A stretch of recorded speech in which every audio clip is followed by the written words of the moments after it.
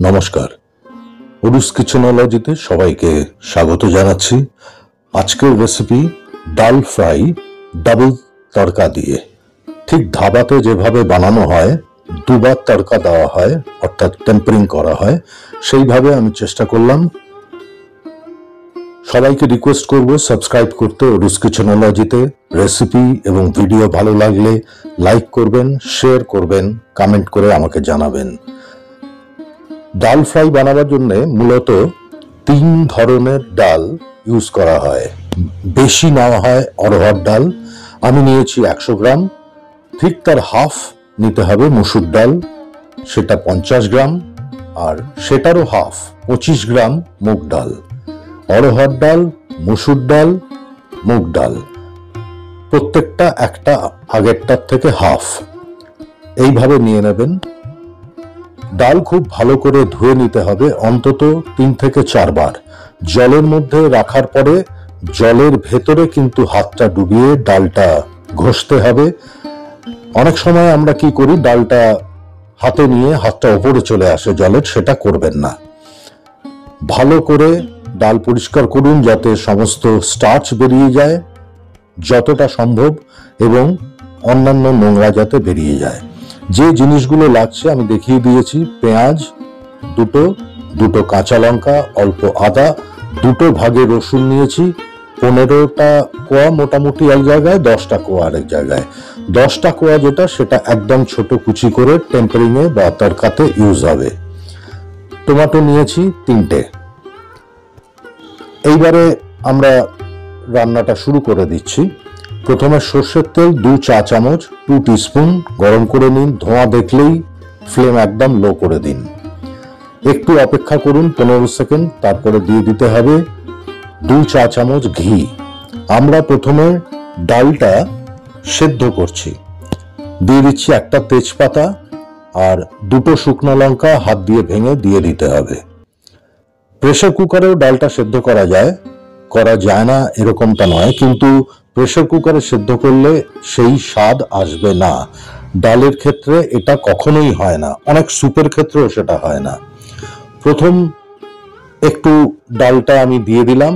ডাল ফ্রাই মানে হচ্ছে ডালটা ফ্রাই করতে হবে। অনেকে দেখা যায় যে স্ট্রেট ডালটা দিয়ে জল শুদ্ধ দিয়ে দিলেন, সেটা কিন্তু একেবারেই ভুল হয় না। সেটা ডালটা একটু ফ্রাই করে নিতে হবে, প্রথমে হাই ফ্লেমে, তারপরে ফ্লেম একদম লো করে দিতে হবে। হাই ফ্লেমে দেওয়ার কারণ হচ্ছে যে ডাল গরম হয়ে যাবে, প্লাস যেটুকু জল ছিল সেটা শুকিয়ে যাবে। এইবারে দিতে হবে গরম জল। এই গরম জল দেওয়ার কারণ হচ্ছে ডালটাকে এবার আমরা সেদ্ধ করব। আগে ফ্রাই করলাম ঘি এবং তেলের মধ্যে তেজপাতা দিয়ে, এখন সেদ্ধ করব। ঢাকা দিয়ে 15 থেকে 20 মিনিট।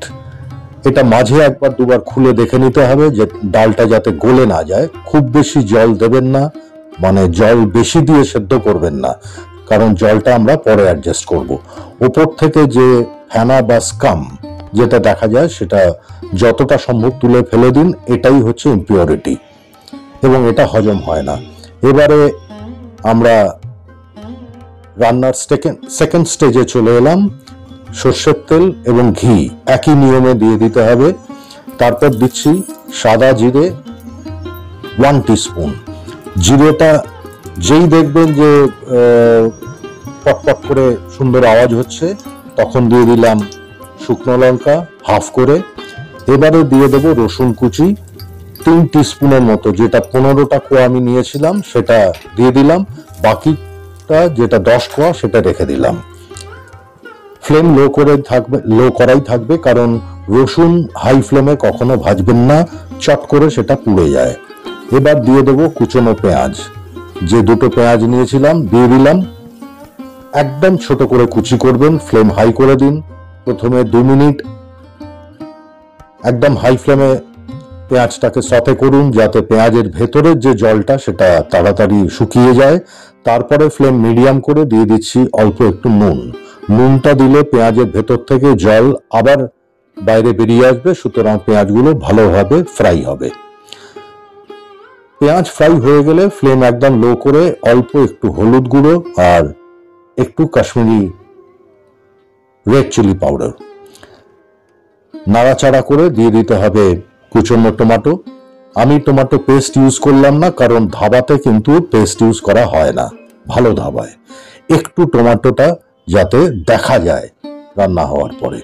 টমেটোর পরে দিয়ে দিলাম হাফ টিস্পুনের মতো নুন।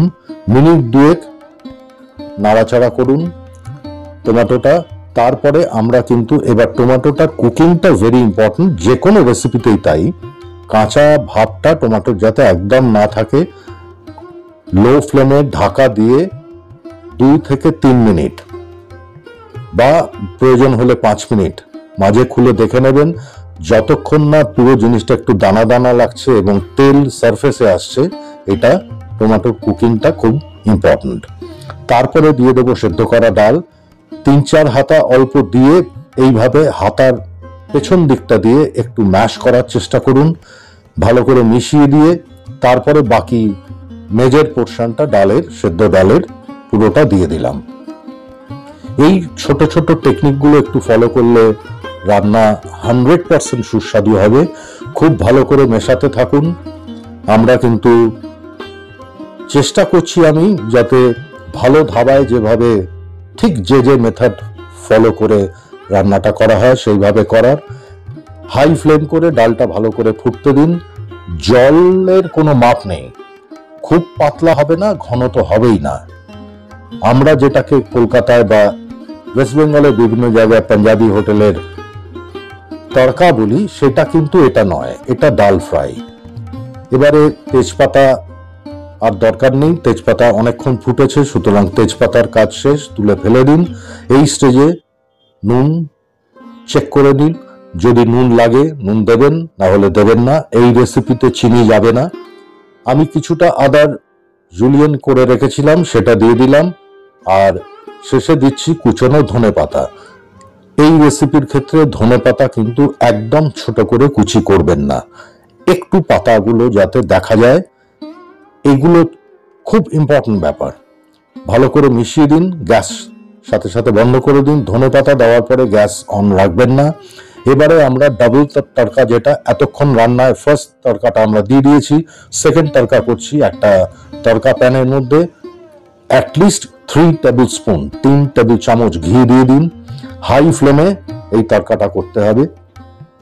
ঘিয়ের মধ্যে দিয়ে দিতে হবে হাফ টিস্পুনের মতো হিং, এসাফোটিডা। হিংটা দিলে ডালের সাথে হিংয়ের কম্বিনেশন অলওয়েজ দারুণ হয়, বিশেষ করে অরহর ডালের সাথে।